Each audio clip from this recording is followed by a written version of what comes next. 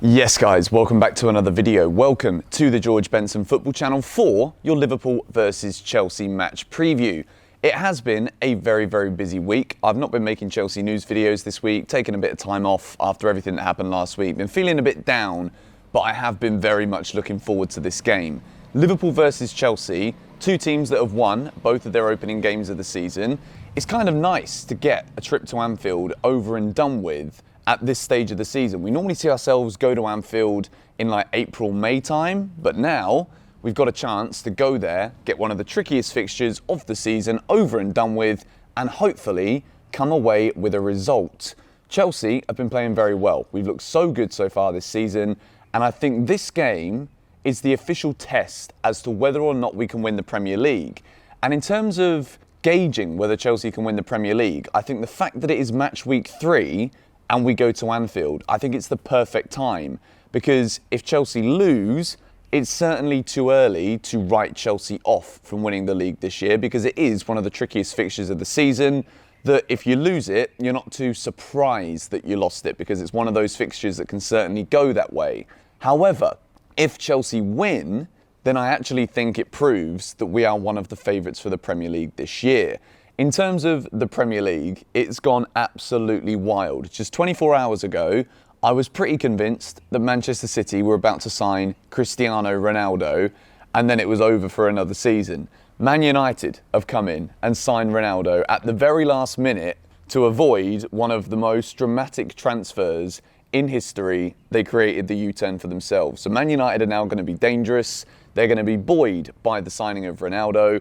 And I think Chelsea, having already gone to Arsenal, put in a very convincing display in 3 points at home to Palace. If Chelsea go to Anfield today and win, then I think there's absolutely no one who can stop us. I firmly believe that. I said at the beginning of the season, I think Chelsea are going to win the Premier League.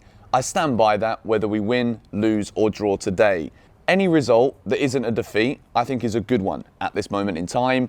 But if Chelsea win, then that title conversation really starts to have a London-themed blue tint to it, to be honest, because I think Chelsea are in a position at the moment where we've strengthened. We're still looking to strengthen further in this transfer window with the Jules Koundé signing. There's still the SAUL NIGUEZ talks.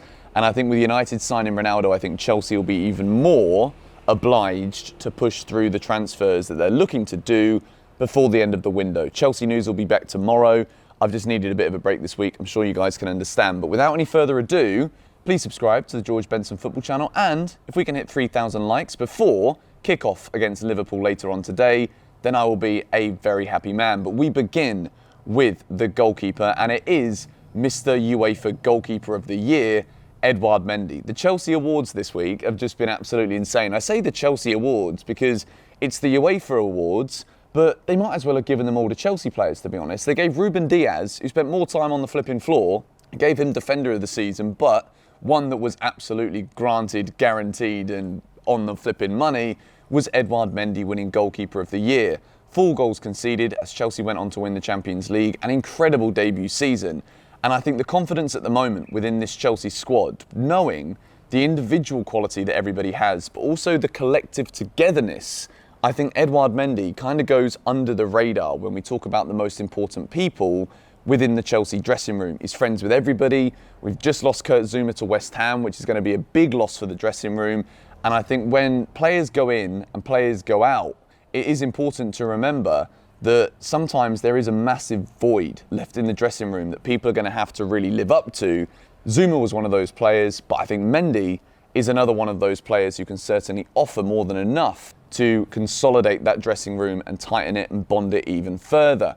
We move into a centre-back 3, and as much as I've wanted to keep putting Trevor Chalobah in there, we've obviously not got Jules Koundé yet, so we're a little bit light in defence at the moment.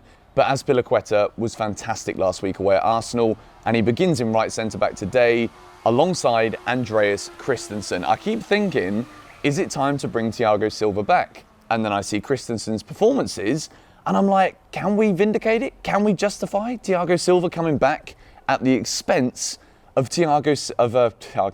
Christensen missing out?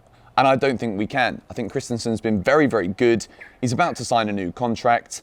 And then there's Tony Rudiger on the left-hand side of that centre-back 3. Still no contract signature yet from Rudiger. We're hoping that it is going to get done. But at the moment, we're still waiting. But this back three against Liverpool, I think it's important with the wing-backs that Chelsea have today. It's the perfect counter for Jurgen Klopp's pressing. You know, he likes to send his wingers up as far as he possibly can. And I think Chelsea today, if we're going to win the game, it is up to these three centre-backs to be able to push up when needed through Christensen in the middle. Rudiger, Azpilicueta, be it last man defending, they're both capable of sticking in that last-ditch tackle. But at the same time, Chelsea are going to have to be very calculated today. If we're going to push up the field, we're not just going to be able to bomb forward. We're going to have to be very calculated, play out from the back. And I think Rudiger and Azpilicueta carrying the ball forward is going to be, if we can use these two players with good quality, with balls into the final third or through the midfield, then I think Chelsea can definitely go to Anfield and get a result. We move into the two wing-backs. Got a bit of a sore throat this morning too. Reece James, absolutely incredible last week against Arsenal. And for that reason as well, I've kept Marcus Alonso in the side. I kept saying I want to stick Ben Chilwell in there, but in a game like this, I think it is going to be very tight. And I think the game could be decided by a single goal.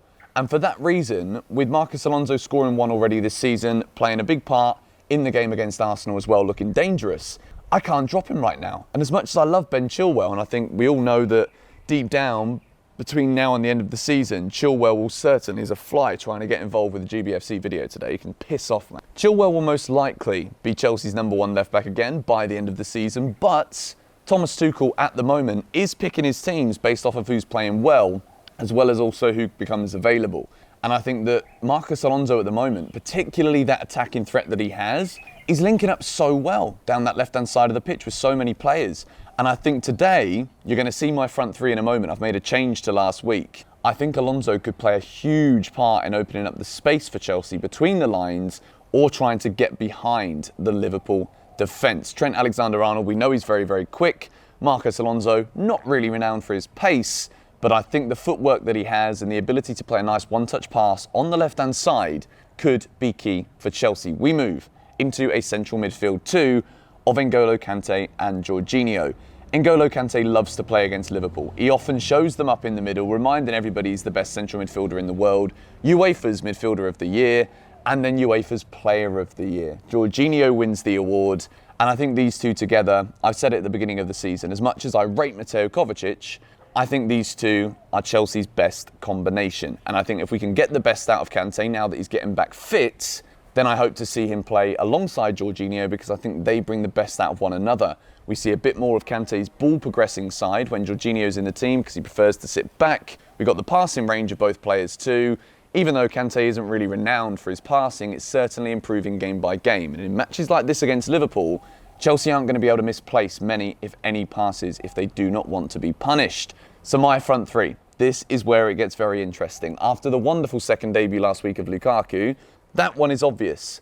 At the moment, the choice is between Mason Mount starts for sure. He also loves a goal at Anfield. He won it for us there last season.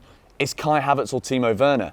And because I think Chelsea could get a bit of luck today, splitting the runs, allowing Lukaku to go central, Timo Werner diverts the attention by putting pressure on Trent Alexander-Arnold, not allowing him to come over and help the centre-backs. I think Timo Werner starts this game. And again, it was nothing against the performance of Kai Havertz last week, so I thought he was excellent. But I think against this Liverpool side, Timo Werner could be absolutely lightning. And I think, again, it's against Liverpool. He's got a point to prove. Timo Werner, when he's on the field now as well, with the competition for places, he is going to be absolutely itching for this one. And I think what Timo Werner brings to this team, and at the moment, you know, we are talking a lot about off-the-ball running. We're not talking about high goal-scoring numbers. But those runs, allowing Lukaku the space to bully the defenders, even though it's Virgil van Dijk, it's not going to be easy. I think Lukaku will have a chip on his shoulder today to be like, you know what? I've played in this league. I played against this guy before. I'm a much better player now. I know exactly what I'm doing, and this is what I can do. And I fully expect Lukaku to go in there, try and target Virgil van Dijk so that we see that movement and those runs of Timo Werner and Mason Mount around the 18-yard box to penetrate the Liverpool defence. But anyway, my starting 11 for Liverpool versus Chelsea is up on the screen now. 6 things we learned. I'm going to try and get it out after the game. If I don't, I'm going to get it out tomorrow.